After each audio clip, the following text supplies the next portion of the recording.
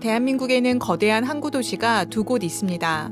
대한민국을 방문하기 위해서는 반드시 거쳐야 하는 두 도시입니다. 한 도시는 대한민국 제1의 항구 도시이며 다른 한 도시는 대한민국 제1의 공항이 위치한 도시입니다. 바로 부산광역시와 인천광역시의 이야기입니다. 아직까지 부산광역시가 대한민국 제2의 도시라고는 하지만 인천광역시의 인구가 무서운 속도로 상승하고 있고 부산광역시의 인구는 가파르게 감소하고 있습니다. 미래에는 인구가 역전되고 도시 경쟁력도 인천광역시가 부산광역시를 뛰어넘을 수 있다는 의견이 많이 있습니다. 그래서 오늘은 부산광역시와 인천광역시의 인구, 지역 내 총생산, 부동산 가격, 경쟁력 등 다양한 요소를 비교하여 두 도시의 위상을 한번 알아보겠습니다. 개인적인 감정과 판단은 배제하고 통계와 수치만으로 비교해 보겠습니다. 먼저 인구수부터 비교해 보겠습니다. 많은 사람들이 도시의 크기를 비교할 때 인구수를 기준으로 비교를 합니다. 가장 기초적인 데이터이기 때문입니다. 절대적인 기준은 아니지만 가장 큰 영향을 주는 객관적인 지표인 것은 분명합니다. 부산광역시의 인구수는 329만 8,213명입니다. 1995년 389만 명을 정점으로 매년 약 2만 명씩 줄어들고 있습니다. 최근에는 그 감소 속도가 점차 가팔라지고 있습니다. 반면 인천광역시의 인구수는 299만 276명입니다. 부산광역시와는 약 30만 명 차이가 납니다. 매년 인구가 1만 명에서 2만 명씩 늘고 있습니다. 인천광역시는 매년 인구가 늘고 있고 부산광역시는 줄고 있으니 인구 격차는 매년 줄어들고 있습니다. 전문가들은 2030년을 전후하여 인구의 추월이 발생할 것으로 예상하고 있습니다.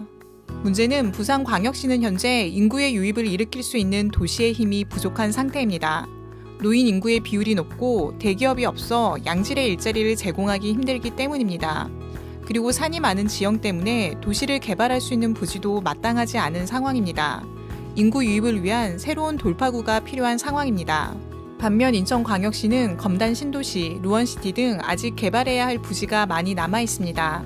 인천광역시의 자체적인 양질의 일자리는 아니지만 수도권이라는 이점으로 인구의 유입은 향후 몇 년간 지속적으로 이루어질 전망입니다.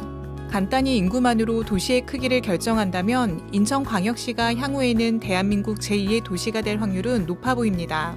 하지만 도시의 크기는 인구 외적으로 따져보아야 할 요소가 많이 있습니다.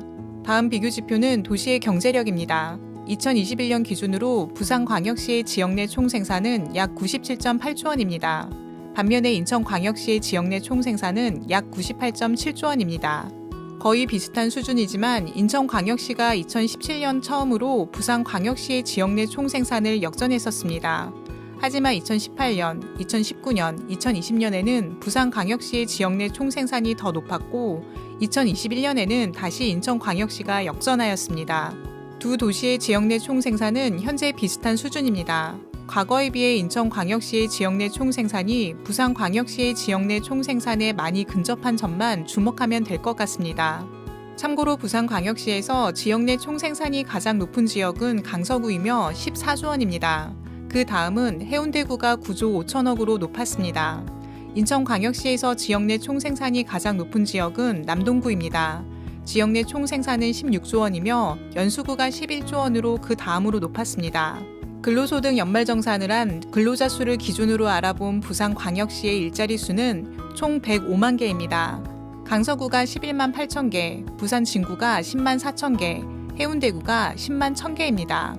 인천광역시의 일자리 수는 총 93만 개입니다. 남동구가 21만 개, 서구가 18만 개입니다.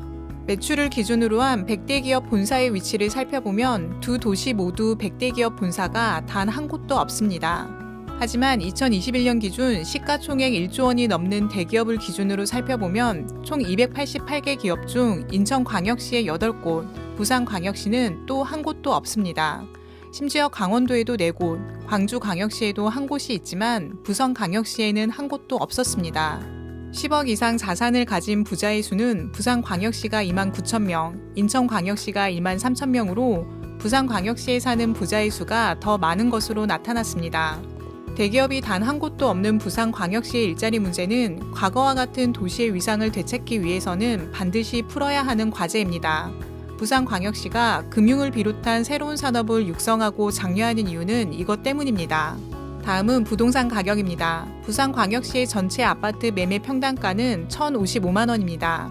해운대구가 1,652만 원, 수영구 1,195만 원, 남구 1,195만 원입니다. 부산광역시에서 2023년 거래된 아파트 중 가장 비싼 가격에 거래된 아파트는 해운대구 마린시티에 위치한 해운대 아이파크 아파트로 70억에 거래되었습니다. 인천광역시의 전체 아파트 매매 평당가는 1,205만 원입니다. 연수구가 1,958만 원, 서구 1,180만 원, 남동구 1,088만 원입니다.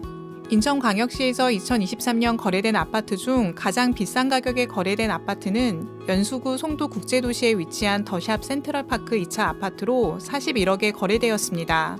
국민평형인 35평 기준으로 부산광역시에서 가장 비싼 아파트는 남천동 3위 비치타운입니다. 현재 시세는 12억 7천만 원입니다. 인천광역시에서 가장 비싼 국민평형 아파트는 송도국제도시에 위치한 더샵 퍼스트파크입니다. 현재 시세는 약 11억 원입니다.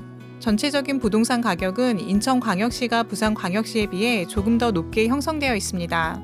하지만 고가 아파트, 살기 좋은 지역의 아파트 매매가는 부산광역시가 조금 더 높은 것으로 나타났습니다. 사회 안전지수를 살펴보는 살기 좋은 도시 순위는 어떻게 될까요? 부산광역시에서 가장 살기 좋은 자치구는 해운대구입니다.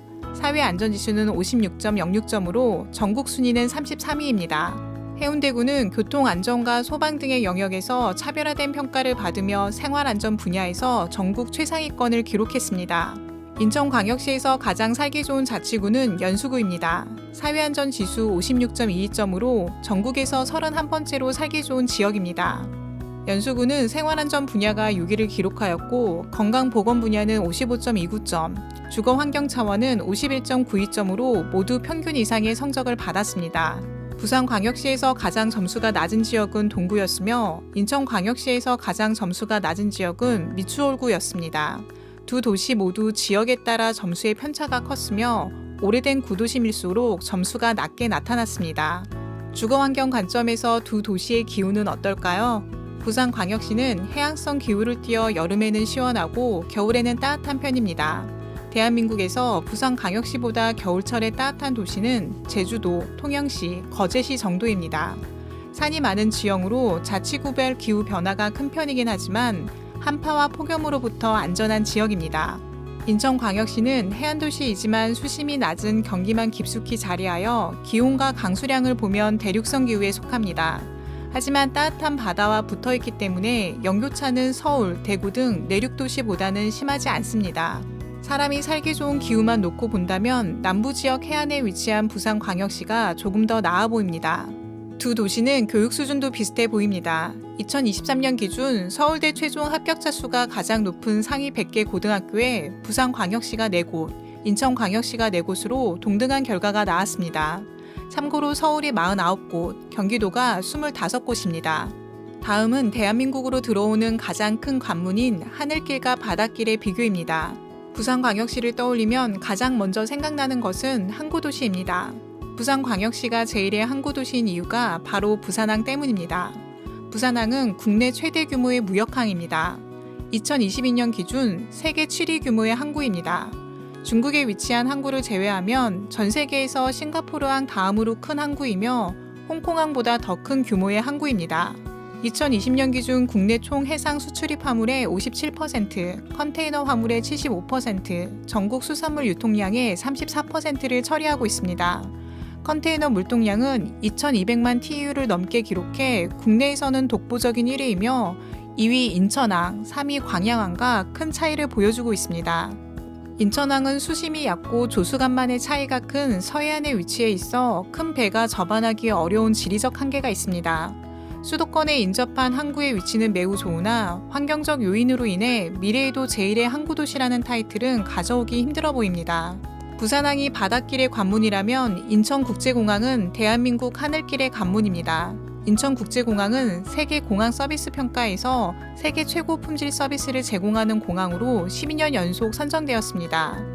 국내 여객, 화물 수송 순위 1위이며 아시아 및 세계에서도 국제선 이용객 수와 화물 운송에서 순위권에 들어가는 공항입니다. 국제선 이용객 수는 아시아에서 4위, 전 세계에서 8위이며 화물 운송에서는 아시아에서 3위, 전 세계에서 5위 규모입니다. 부산광역시의 주요 공항인 김해국제공항은 국제선 이용 기준 2위 규모의 공항이지만 물류 여객 기준으로는 4위 규모의 공항입니다. 현재는 부산광역시 강서구 가덕도에 신공항의 건설을 추진하고 있습니다.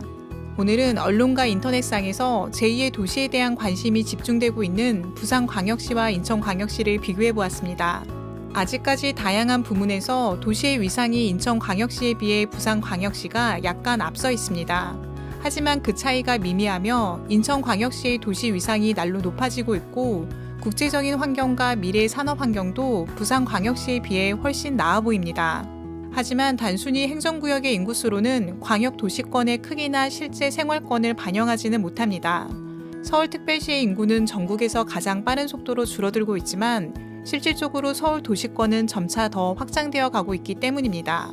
부산광역시의 인구는 줄어들고 있지만 도시 생활권인 김해, 양산, 창원 등의 전체적인 인구는 인천광역시 도시권에 비해 훨씬 더 큰 규모이며 큰 도시들의 지역 중심 도시이기 때문입니다.